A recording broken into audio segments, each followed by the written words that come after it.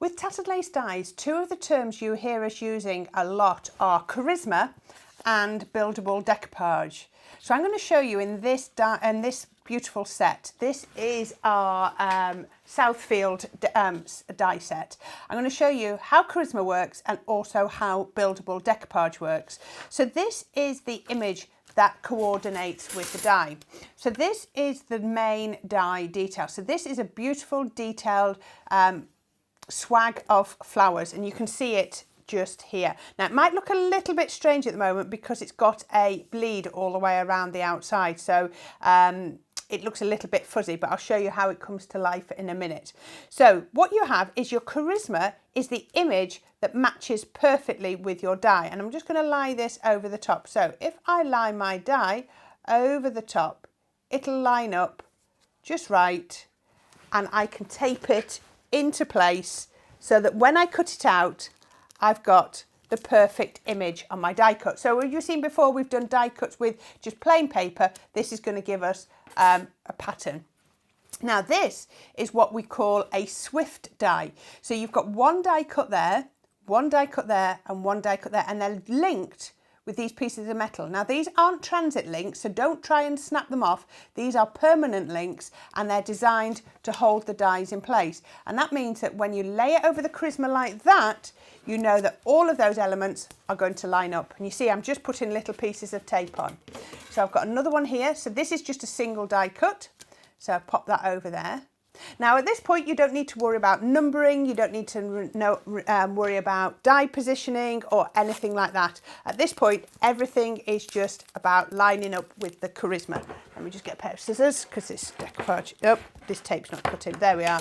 Right, so let's line this up. So we can line all of these up, and that one goes there. Again, another swift die because we've got two die cuts. That lines up there. It's so much easier than having to line everything up and risk losing little dies. Because imagine that as a single die would be so easy to lose. So I'm lining that one up, and I'm going to line that one up, and I'm going to take them down together. They're less likely to move. Catch that one on. Get another piece of tape, and then I'm going to line that one up and that one up. It only takes a minute, but it looks perfect once you're finished. And finally, I'm going to line this little one up, and I'm going to tape it across there. Right, so now I need to make sure I put this onto my cut tidy so that it's got that extra shim. There's nothing too detailed, but I do like to put my cut tidy in. Line up all my plates because I don't want them to move. Lay this plate on top. Now it really doesn't, like I said before, it really doesn't matter that your plates are scratched. Everything that we're going to keep is underneath our die, so the markings on the plates aren't going to come through. 18 seconds, and this is going to go from one end to the other, and it's going to have die cut all of that. I certainly couldn't cut all of this out in 18 seconds. It's an absolutely fantastic way to cut out your paper. As we've said before, there are so many more materials that you can cut. Now, when we turn this over, I'm going to pop this over, you can see that this has cut perfectly because everything looks like a little pencil line. So what you then do, see some of them are already popping out of the dies already. Lift up the die, pop it out like that, take my pokey tool through my release hole, and isn't that perfect? So you can see now how all of those bleed lines have now come perfect, and you've got that swag. Now, rather than poke all of those out for you now, I've already got one that I've cut out. So let's just have a look here. There we go, we've got one. Slightly different colourway, but it's exactly the same die. So I need just to bring these dies over so I can show you.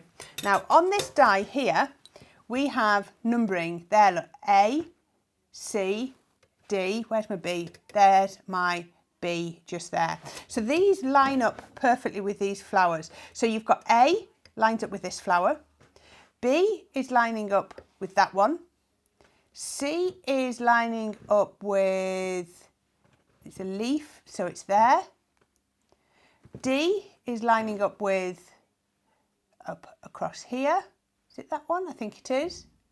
I think that's it. So A, B, C and D. And when we look on our Charisma, let me get a piece here. When we look on our dies, you can see on here it says A1. So if I find the piece that corresponds with that, which is there, that's going to line up perfectly with that. And then you can see there is A2 and there is A3. Lines up perfectly. B, get it the right way around, 1, B, 2. Then we've also got that one which goes there. So that one pops on there, and then we've got another one for our A, and then we've got some more for our leaves, which are, just get it in the right place. Where was it? There it was. And I've got a couple of pieces. That one went there, if you remember, and that's another one to go on there. So once you've lined them all up, and like I say, all your numberings are on your dies. So if you pick any of the dies out, you will see the numbering. So that one was A3, look, C1, oops, sorry, C1 and D1. It's ever so small, but you can see it. So that just shows you where everything goes. Now, if I was cutting these out for later, I would turn over my die cuts, and I've done this so many times. I'd write on the back of here in pencil A1. Then I'd write on the back of there A2, A3 and A4. So that means that when I've finished, everything is labelled, so I don't have to worry about losing them. So when I come to put it together, what I'm going to do is I'm going to turn it over, and I'm just going to do a little bit of shaping. Now this one, all I'm doing is just breaking up the fibres just to give it a little bit of a shape. Then I'm going to get my main flower, and I'm going to shape it from behind. I'm just going to do that one. I had 4 layers here, didn't I? 3 and 4. Turn it over now. I might want to press in on the inside of some of these. So whatever you do on one layer, you do it on the same on all the others. So this is where your tweezers come in really handy. So if you remember from the first video we did, we said tweezers are really useful. So hold it in my tweezers, and then I've got some pin flare glue in a syringe. So this is pin flare glue gel, and I'm going to put a little bit on the back of there. I'm going to offer it up to the die cut. It's not a case of where can it go, because there's only one place for it to go, and that's going to go on there. And I just grabbed that, sorry, and I let it bounce. So we can just line that up. And the great thing about the glue gel from Pin Flare is you've got wiggle room, and I've just bounced that. Let me get it in the right place. There we go. Then I'm going to go in for the second layer, and I'm going to put a bit more of my glue on the back. And the great thing is I can put a bit more there where it's standing proud, and a bit less where it's going concave. So we can put the next one on, and the third layer, and that's going to go there, and then the fourth layer is going to go just there. So all I've done is follow the numberings on my dies to line it up. So if you've ever done traditional decoupage, you'd have had the numbers on the sheet that you poke them out of. We put the numbers on the dies, so that means that if you cut them out of Charisma, you can still line them up. If you cut them out of white card and decide to colour them yourself, you've still got the numbering. So you've got the numbering whatever you choose to do. So we can pop that onto there, and that's going to go on like that.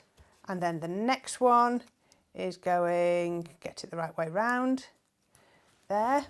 Again, just a little bit of my glue gel. You can use foam pads, but I think the best way to do decoupage is with Pin Flare glue gel, or any other dimensional glue gel. Pin Flare is just the one I choose to use. That one goes there.